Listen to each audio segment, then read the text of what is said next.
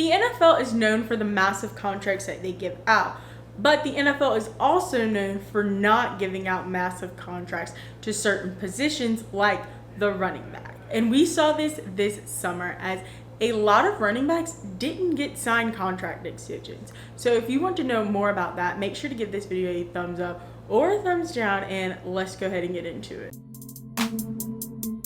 This NFL offseason, none of the star running backs in the league that were up for contract extensions got one. No running back in the NFL has received a contract extension worth more than 1 year, $10 million since 2021, which Nick Chubb received. We're going to talk about 4 running backs that this happened to this offseason, and the first one is Tony Pollard. Tony Pollard obviously did not get signed a contract extension, but he did choose to sign a franchise tag so he could play this season before he becomes a free agent next NFL offseason. The next running back is Josh Jacobs, and his situation was a little bit long lasting than Tony Pollard, as he sat out of the NFL training camp this year due to his lack of contract extension.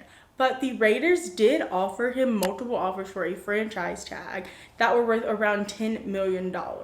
And a lot of people were saying that he was trying to reset the market price, and he publicly went on his social media accounts and said that that's not what he wanted. He just wanted a fair deal. And the Raiders acknowledged the media and said that they were not interested in trading Josh Jacobs. They just wanted a deal to be reached. On August 26th, Josh Jacobs did choose to end his holdout and ended up signing a franchise tag worth $12 million.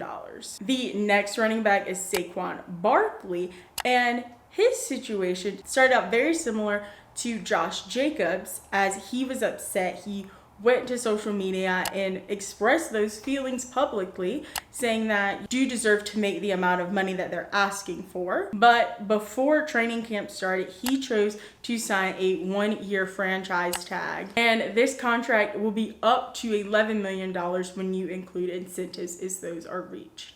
But the big thing that was not included in this franchise tag was that the contract lacked a no tag clause. So that means that next season, the New York Giants can put a franchise tag on him as well. And that was the whole reason why Saquon Barkley was trying to get a contract extension, because he wanted to avoid a franchise tag. The last running back we're going to talk about is Jonathan Taylor. Now, at the time of I'm filming this situation has not been resolved, but Jonathan Taylor started out like Josh Jacobs, Tony Pollard, and Saquon Barkley with not being signed a contract extension.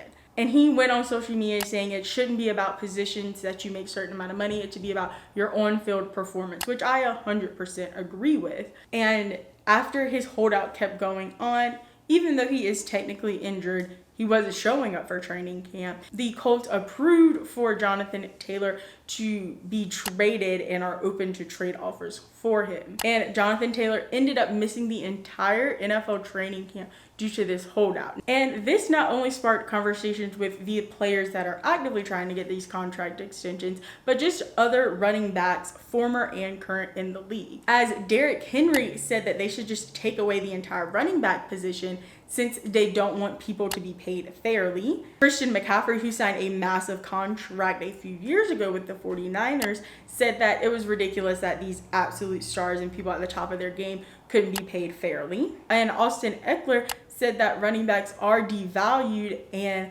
you cannot win football games without them, which is very true. And Le'Veon Bell, one of our favorite former NFL running backs, went on a massive Twitter rant just about how he's telling people to not play running back position anymore and encouraging kids to play other positions, just due to the fact that if they do make it to the NFL, that they're just not going to get the same amount of money as a wide receiver, a defensive player would, just because you don't get paid that well at this position. Well, now that you know so much about the NFL running back drama, make sure to check out this video right here where I talk all about franchise tagging and why so many athletes are upset to be franchise tagged, as well as subscribe and hit the bell to be notified every time I post a new video, which are Mondays at 11 a.m. Eastern Standard Time. Leave me a comment down below telling me, how do you feel about the lack of payment that these NFL running backs are receiving? And make sure to give this video a thumbs up or a thumbs down because it's still your thumb. And remember, don't be afraid to join the convo.